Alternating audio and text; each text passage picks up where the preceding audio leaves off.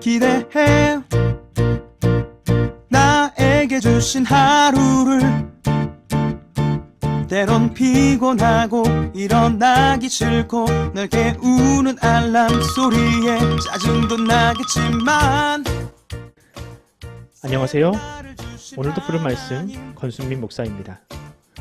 쉬지 않고 나를 지키셨네. 오늘을 나에게 주셨네. 새 말씀 안에 주가 주신 사랑과 은혜와 능력. 오늘 우리가 은혜 받을 하나님 말씀은 역대하 13장 4절에서 8절까지 말씀입니다. 아비야가 에브라임 산 중 스마라임 산 위에 서서 이르되 여로보암과 이스라엘 무리들아 다 들으라. 이스라엘 하나님 여호와께서 소금 언약으로 이스라엘 나라를 영원히 다윗과 그의 자손에게 주신 것을 너희가 알 것 아니냐. 다윗의 아들 솔로몬의 신하 느밧의 아들 여로보암이 일어나 자기의 주를 배반하고 남봉꾼과 잡배가 모여 따름으로 스스로 강하게 되어 솔로몬의 아들 르호보암을 대적하였으나 그때에 르호보암이 어리고 마음이 연약하여 그들의 입을 능히 막지 못하였었느니라. 이제 너희가 또 다윗 자손의 손으로 다스리는 여호와의 나라를 대적하려 하는도다. 너희는 큰 무리요 또 여로보암이 너희를 위하여 신으로 만든 금송아지들이 너희와 함께 있도다. 아멘.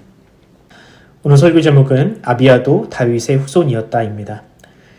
지난주부터 매월 둘째 주 수요일은 마이너리티 리포트라고 하여 성경에 주목받지 못했던 인물들을 재조명하는 시간을 가지고 있습니다. 그 첫 번째로 다룬 인물은 그다랴인데요. 아마 그 이름조차 여러분 많이 생소하신 분들이 많을 겁니다. 궁금하신 분들은 푸른사랑의 교회 유튜브 홈페이지를 한번 들어와 보시기 바랍니다. 성경에는 그다랴뿐만 아니라 우리가 잘 알지 못하는 인물들이 참 많습니다. 다윗이나 솔로몬, 아브라함과 요셉 같은 이 사람들에게 익숙하고 또 성경에서도 비중 있게 다루는 인물들도 많습니다. 그런 사람들은 설교로도 많이 인용되죠. 그런데 성경에서 그다지 주목받지도 못하고 또 설교에서도 자주 등장하지 않는 인물들이 있습니다. 특히 솔로몬 이후에 등장하는 이 북이스라엘과 남유다의 왕들은 우리에게 그다지 친숙하지 않습니다. 여러분은 어떤가요? 솔로몬 이후에 남유다의 왕들 중에 혹시 기억나는 사람이 있습니까? 아마도 히스기야나 요시야 왕 같은 이런 사람들은 익숙할 겁니다. 그들은 나름 우상을 몰아내는 또 남유다의 신앙을 회복시킨 인물로 하나님께 인정받았기 때문이죠. 하지만 오늘 본문에 등장하는 이 아비야라는 왕에 대해서는 아마 많이 들어보시지 못했을 겁니다. 아마 오늘 이 설교를 통해서 아비야를 처음 접하시는 분들도 있을 겁니다. 그럼 아비야라는 사람에 대해서 한번 살펴볼까요? 아비야는 다윗에게는 증손자이자 솔로몬에게는 손자가 되는 왕입니다. 그의 아버지는 르호보암으로 정적이었던 이 여로보암의 쿠데타를 먹지 못하여 이 나라를 두 동강낸 사람이었습니다. 아마 여기까지의 역사는 많이 들어보셨을 겁니다. 그런데 그 이후에 등장하는 이 아비야라는 왕에 대해서는 성경이 그다지 주목하지 않습니다. 오늘 본문과 병행구절이라 할 수 있는 열왕기상의 본문을 보면 딱 아비야에 대해서 이 정도만 설명을 합니다. 제가 한번 읽어드리겠습니다. 열왕기상 15장 1절에서 5절까지입니다. 느밧의 아들 여로보암의 왕 18째 해에 아비얌, 여기서 아비얌은 아비야를 이야기합니다. 아비얌이 유다 왕이 되고 예루살렘에서 3년 동안 다스리니라. 그의 어머니 이름은 마아가요 아비살롬의 딸이더라. 아비얌이 그의 아버지가 이미 행한 모든 죄를 행하고 그의 마음이 그의 조상 다윗의 마음과 같이 아니하여 그의 하나님 여호와 앞에서 온전하지 못하였으나 그의 하나님 여호와께서 다윗을 위하여 예루살렘에서 그에게 등불을 주시되 그의 아들을 세워 뒤를 잇게 하사 예루살렘을 견고하게 하셨으니 이는 다윗이 햇사람 우리아의 일 외에는 평생의 여호와 보시기에 정직하게 행하였고 자기에게 명령하신 모든 일을 어기지 아니하였습니다. 아멘. 여기까지가 아비야에 대한 전부입니다. 사실 아비야에 대한 내용이라기보다 다윗에 대한 내용을 여기서도 부연 설명하고 있는 거나 마찬가지거든요. 즉 열왕기서에는 아비야라는 사람에 대해서 그다지 큰 관심이 없고 그를 그다지 긍정적으로도 평가하지 않습니다. 그도 그럴 것이 이 아비야가 남유다의 왕으로서 통치한 기간이 얼마예요? 3년밖에 되지 않습니다. 하지만 에스라는 역대기를 기록하면서 이 아비야 왕과 관련된 잘못된 인식을 바로잡으려 하고 있습니다. 아비야는 생각했던 것보다 좋은 사람이며 그도 역시 다윗의 후손으로서 하나님께 의존하고 또 하나님을 향한 믿음이 있었던 사람이다 라고 이야기를 합니다. 에스라 선지자가 이 아비야의 인생에서 가장 빛났던 순간으로 조명한 사건은 바로 여로보암과의 전쟁이었습니다. 당시 북이스라엘의 왕이자 그의 아버지 르호보암의 원수였던 여로보암은 매우 강한 군사력을 가지고 있던 왕이었습니다. 당연하죠. 당시 북이스라엘은 무려 10지파가 연합한 나라였으며 그에 비하여 남유다는 고작 유다 지파와 베냐민 지파, 즉 이 두 지파만 가진 연약한 나라였습니다. 이 10지파와 2지파 간의 싸움이 과연 성립할 수 있을까요? 처음부터 말이 안 되는 싸움이었습니다. 그런데 오늘 본문에서는 그 싸움에서 아비야가 이끄는 남유다가 승리했다라고 이야기를 합니다. 그렇다면 어떻게 이 아비야는 수적 열세에도 불구하고 승리를 가져올 수 있었을까? 역대하 13장의 스토리를 요약하면 이렇습니다. 아비야는 전쟁에 들어가기 앞서서 북이스라엘의 군대 앞에서 이렇게 이야기합니다. 하나님은 이스라엘의 왕으로 다윗 왕을 세우셨다. 하지만 여로보암은 사람들을 선동하여 하나님의 백성과 다윗의 왕조를 갈라지게 만들었다. 그리고 금송아지를 가져다가 그것을 하나님이라고 하는 등 말도 안 되는 우상 숭배를 하게 하고 있다. 또 하나님은 제사장을 레위 지파를 통해서만 배출하게 하셨는데 여로보암은 누구라도 돈만 내면 제사장이 될 수 있게 만들었다. 그러므로 여로보암을 따르는 것은 하나님을 배반하는 것이다. 너희는 이제라도 회개하고 하나님께 돌아오라 라고 역대하 13장에 이야기를 하고 있습니다.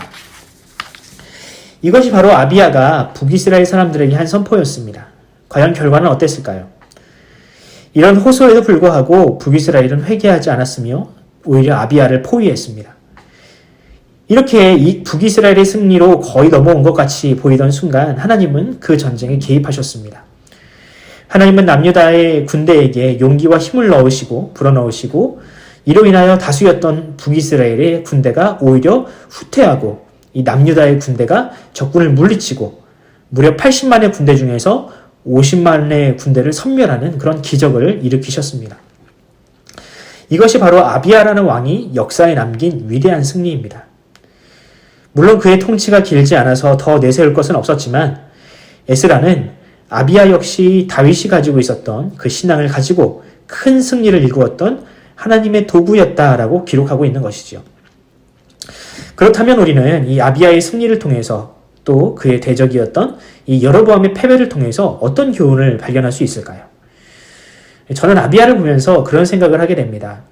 아비야가 비록 다윗에 비하면 유명하지도 않고 또 솔로몬에 비하면 강하지도 않았던 사람이지만 그래도 그 역시 다윗의 후손이었구나. 그렇습니다, 여러분. 아비야는 다윗의 후손이었습니다. 여러분, 다윗의 후손이라고 해서 무슨 대단한 능력을 가지고 태어나는 것은 아닙니다. 유전적으로 타고난 무력이 있거나 지력을 소유한 것이 다윗의 후손의 특징이 아닙니다. 다윗의 후손이라는 이 명제의 가장 참된 능력은, 이 이름이 가지고 있는 참된 능력은 바로 세상이 볼 때에는 연약하고 보잘것없지만 그가 하나님을 구하고 하나님을 향한 믿음을 잃어버리지 않는다면 결코 하나님께서 그를 떠나지 않으신다는 그 약속이 바로 다윗의 후손이라는 이름 안에 있습니다.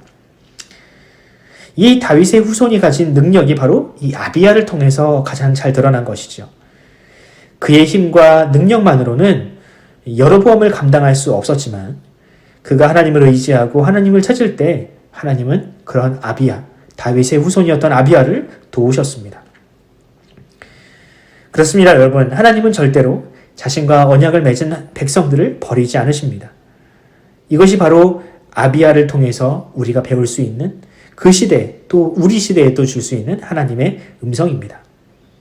비록 에스라 선지자는 이 아비야를 통해서 비록 우리가 이제 갓 포로에서 풀려난 연약한 민족이지만 하나님은 아비야와 같이 지금 우리에게도 함께 하시니 우리가 두려워할 것이 없다.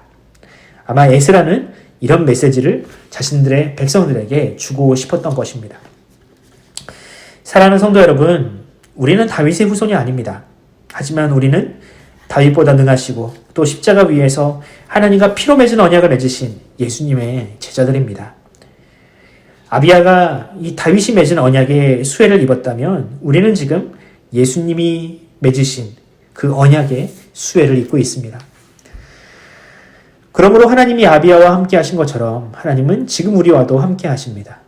아니, 그보다 더 친밀하게 우리 안에 내주하고 계십니다. 하나님은 우리의 기도를 들으시고 우리를 통해서 하나님의 이름을 나타내십니다. 그러므로 더 이상 세상의 강한 자들 앞에서 두려워하지 마십시오. 하나님은 반드시 여러분과 함께 하십니다. 하나님은 반드시 여러분을 통해서 그 나라를 이루어 가실 것입니다. 이 사실을 믿고 오늘 하루도 이 시대가 찾는 아비야가 되어 하나님께서 돕는 인생이 되시고 그 승리를 우리 삶 가운데 경험하시기를 간절히 소원합니다. 기도하겠습니다. 하나님 아버지 은혜를 감사합니다. 주님, 우리는 참으로 연약한 인생들입니다. 아비야와 같이 우리는 하나님의 도우심이 없이는 단 하루도 살 수 없는 그런 연약한 인생임을 이 시간 고백합니다. 하지만 하나님, 아비야가 다윗의 후손이었기에 하나님과 하나님의 은혜를 입었던 것처럼 주님, 우리가 믿는 예수 그리스도를 말미암아 지금 우리에게도 동일한 은혜, 더 큰 은혜가 우리와 함께 할 줄로 믿습니다. 주님, 우리가 이 사실을 믿고 결코 낙심하지 아니하고 이 세상이라는 험준한 이 산맥과도 같은 큰 이 장애물 앞에서도 우리가 결코 절망하지 않고 이 세상과 담대히 싸워 이길 수 있는 능력의 종들이 될 수 있도록 주님께서 우리와 함께하여 주시옵소서. 오늘 하루를 살아갈 때에 아비야와 함께 하셨던 그 하나님께서 우리와도 함께하여 주시옵소서. 감사드리며 예수 그리스도의 이름으로 기도드립니다. 아멘. 사랑하는 성도 여러분, 우리가 함께 기도합시다. 하나님, 우리는 지금 영적 전쟁을 펼치고 있습니다. 아비야가 여로보암과 싸웠듯이 우리는 이 세상 악한 권세들과 싸우고 있는데 주님 우리와 함께 하심으로 말미암아 우리가 그 전쟁에서 결코 낙심하지 않고 또 절망하지 아니하도록 우리와 함께하여 주시옵소서. 특별히 우리 고3 학생들과 우리 수험생들, 취업 준비생들 주님께서 함께하사 그들 가운데 하나님의 영이 충만하게 되어서 그들이 겪고 있는 모든 인생의 문제들을 주님께서 능히 이길 수 있도록 지켜달라고 우리가 함께 고3 수험생들의 이름을 불러가며 우리 김가영이, 문혜민이, 주찬이 이 아이들의 이름을 불러가면서 여러분들 끝까지 기도해 주시기 바랍니다. 함께 기도합시다.